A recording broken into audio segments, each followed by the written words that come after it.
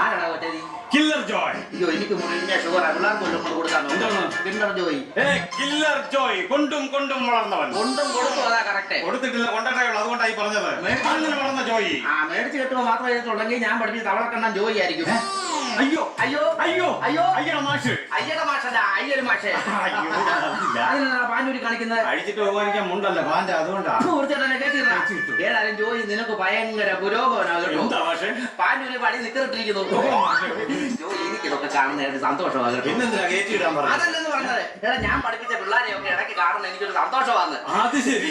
എനിക്ക് എവിടെ ചെന്നാലും ഒന്ന് പിള്ളേരാ. അപ്പൊ മാഷിന്റെ ഭാര്യ ഇതിലൊന്നും ഒബ്ജക്ട് ചെയ്തിട്ടില്ലയോ? അതല്ലെന്ന്, ഞാൻ എവിടെ ചെന്നാലും ഞാൻ പഠിപ്പിച്ച പിള്ളേരെയൊക്കെ കാണാൻ പറ്റുമെന്ന്. ഓ അത് ശരി. ഒരു പ്രയോജനം എനിക്കുണ്ട്. ഓ അതിന് പറയാൻ എന്താ പറയാ? ഉദാഹരണത്തിന് കേസ് ഇവിടെ ബില്ല് എഴുതാൻ വരുന്ന രതീശൻ. രണ്ടച്ഛനുള്ളത് 100 രൂപ കുറഞ്ഞ എല്ലാ മാസവും എനിക്ക് എഴുതത്തുള്ളൂ. കാരണം എന്റെ സ്കൂളിൽ പഠിച്ച ഇറക്കണ ഞാൻ ബില്ലടക്കാൻ കൗണ്ടർ വെച്ചാണ് അവിടെ ഇരിക്കുന്ന സന്തോഷം. മറ്റേ ഇരട്ടത്തലേ എന്നോട് പറയാം, മാഷെ ബില്ലടക്കേണ്ട കാര്യമില്ല, ഞാൻ പൈസ മേടിക്കത്തില്ല, കേസ് ഇവിടെ ബില്ല് ഞാൻ അടക്കത്തില്ല. കാരണം എന്തുവാ, എന്റെ സ്കൂളിൽ പഠിച്ച ചെറുക്കനാണ്. അത് ശരി. അല്ല പക്ഷെ ഇവിടെ കറണ്ട് ഇല്ലല്ലോ. അതെന്താ? യൂസുരാമെന്ന നാളെ വേറെ ആണ് സ്കൂളിൽ പഠിച്ചതാണ്. ആകും പോട്ടെ. ഞാനാണെന്നുണ്ടെങ്കിൽ കഴിഞ്ഞ ദിവസം ആണെന്നുണ്ടെങ്കിൽ അമ്പലത്തിൽ അർച്ചനയ്ക്ക് പോയപ്പോഴാണ് അവിടെ പൈസ മേടിച്ചിട്ടില്ല. ദൈവം മാഷിന്റെ സ്കൂളിൽ പഠിച്ചതായിരിക്കും. അല്ല, കോറ്റി എന്റെ സ്കൂളിൽ പഠിച്ചതാണ്.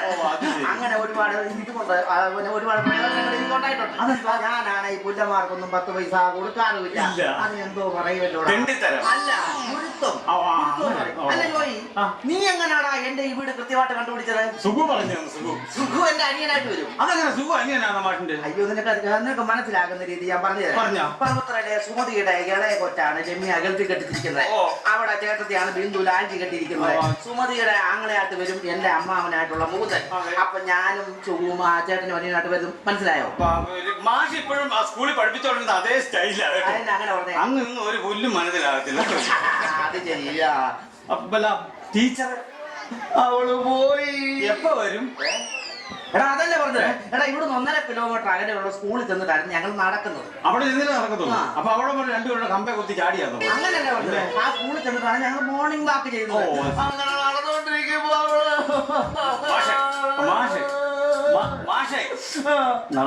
ബാക്കി പറഞ്ഞില്ല. അവള് മരിച്ചുപോയെന്ന്. മരിച്ചുപോയി. ഒരു സങ്കടം ഇല്ലല്ലോ. എടാ ആ സങ്കടത്തിനല്ലോ ഞാൻ കിടന്ന് ഇവിടെ കിടന്ന് കരഞ്ഞത്. ഇപ്പൊ കരഞ്ഞ അതിനായിരുന്നു. ഞാൻ മറ്റേ നടക്കാൻ പോയതിന്റെ അപ്പൊ അതിനെപ്പോ കരയും? അതിനടുത്ത ആഴ്ച കരയും. ജോയി, നീ ഒരുപാട് അങ്ങ് മാറിപ്പോയല്ലോടാ. ഇപ്പോഴെങ്ങനുണ്ട്? എന്റെ അമ്മാതിലോട്ട് കയറി വരാനല്ലേ പറഞ്ഞത്. എടാ നിനക്ക് രൂപത്തിലും ഭാവത്തിലും ഒക്കെ ഒരുപാട് മാറ്റങ്ങൾ സംഭവിച്ചെന്ന്. സത്യത്തിൽ നിനക്ക് എന്തുവാടാ ജോലി?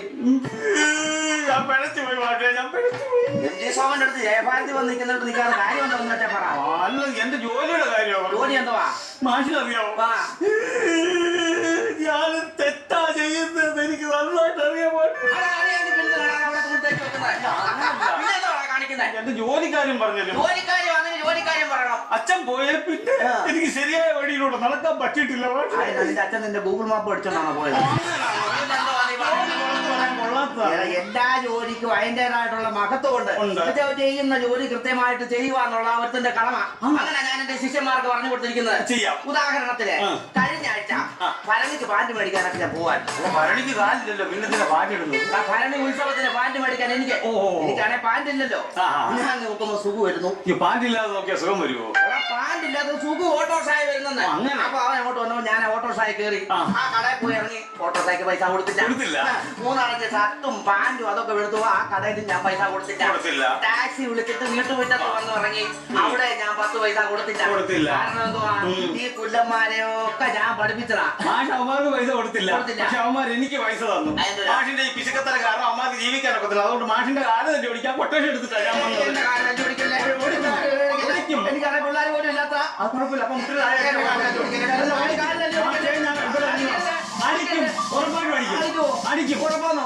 അങ്ങനെ തന്നെ എന്റെ കാലൊഴിവാണെങ്കിൽ ബാബു ഡോക്ടറെ അടുത്ത് മാത്രമേ എന്നെ കൊണ്ടുപോകും. അതെന്തോ കാര്യത്തിനാ? അവനെ ഞാൻ പഠിപ്പിച്ച അവനാകുമ്പോ പൈസ കൊടുക്കണ്ടല്ലോ.